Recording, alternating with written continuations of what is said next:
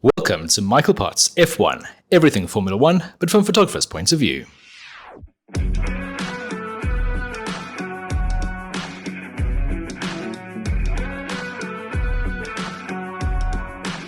Race 15, the Singapore Grand Prix. In this video, I'm going to discuss the Singapore Grand Prix, looking at 5 interesting points over the course of the race weekend. Along the way, I'll show you some of my favorite photographs from the Grand Prix weekend. Starting with point number 1, Red Bull.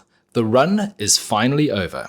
Max Verstappen has won the last 10 races, which is a new world record. The team has won the last 15 races, heading back to Brazil in 2022. That race was won by George Russell. And in the closing laps of this race, I thought it was going to be George who was going to win again. But the story of this race weekend is not so much the other teams being able to equal Red Bull, but Red Bull getting the setup for this race slightly wrong.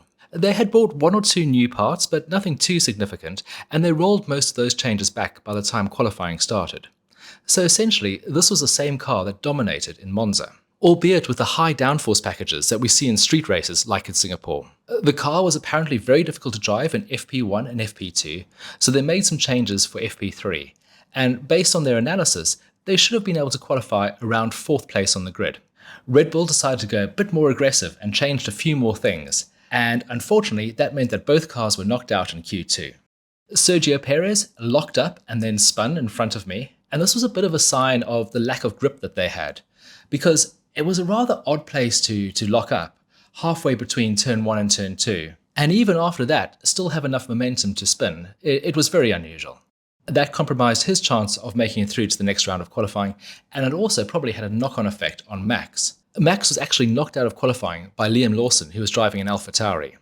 Red Bull also suffered bad luck during the race by the timing of the safety cars. They had decided to start the race with hard tyres, planning to go longer into the race than their rivals around them who would have to stop sooner. The safety car came out just at the right time for the medium tyre runners, and it meant the Red Bull team couldn't benefit from a free tyre stop.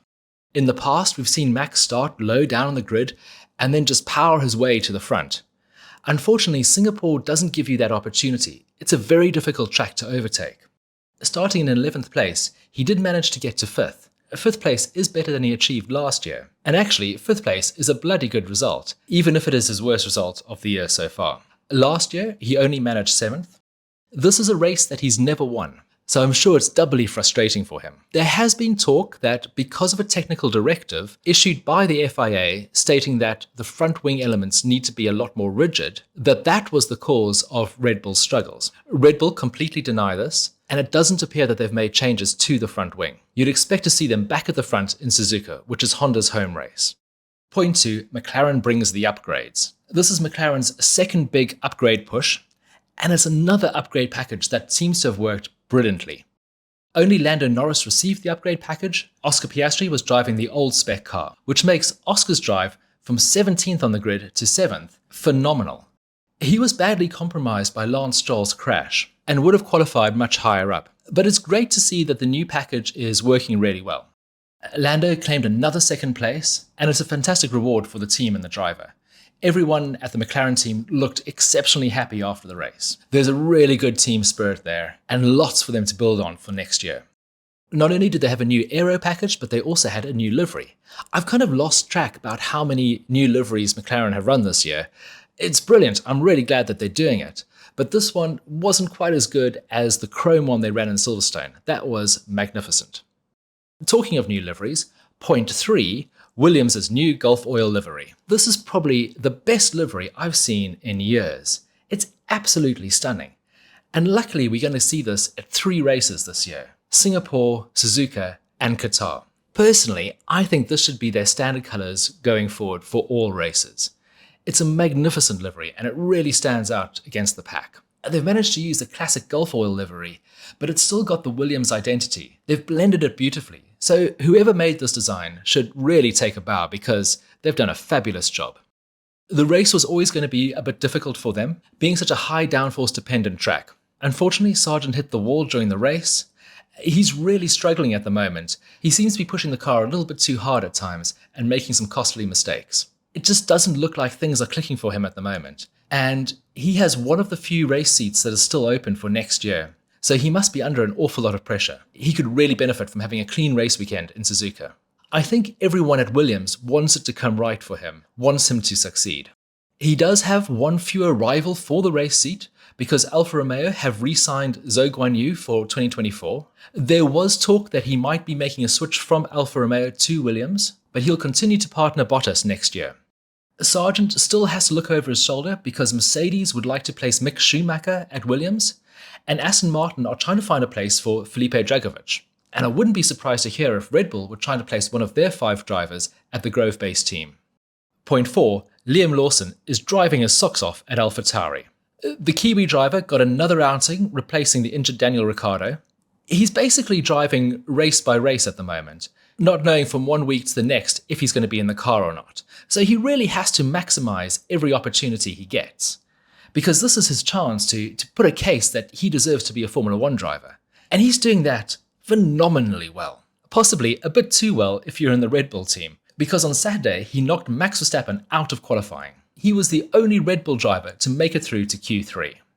That's huge. That car has never made it into Q3. Yuki Tsunoda has, but the car driven by Nick de Vries, Daniel Ricciardo, and now Liam Lawson, this is the only time it has progressed into Q3, and it's the only time it scored points this year.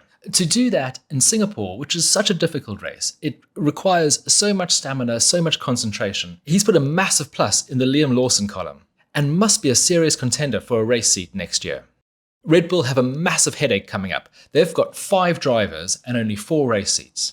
And only one of those drivers is 100% confirmed for next year, Max Verstappen.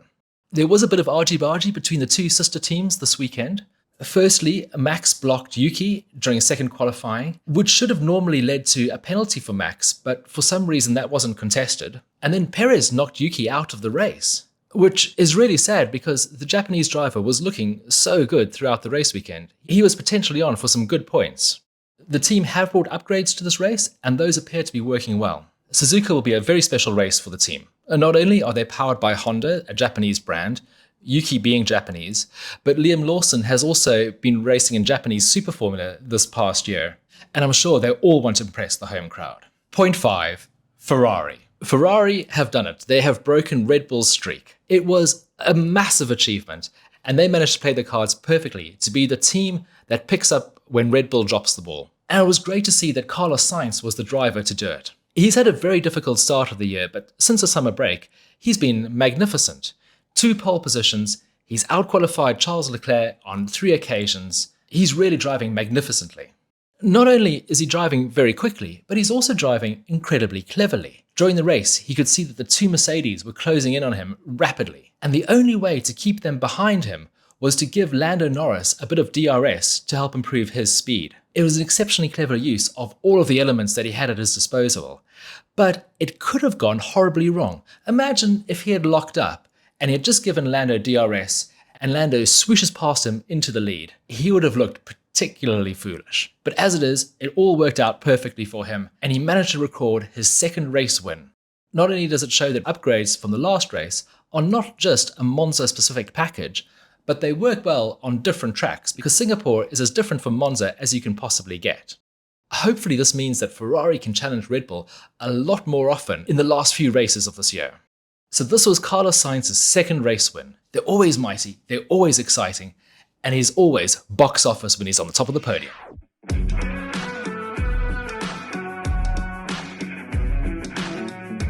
Thank you so much for watching this review of the Singapore Grand Prix. I really hope you've enjoyed it. Next off, we're in Japan next weekend. So until then, goodbye.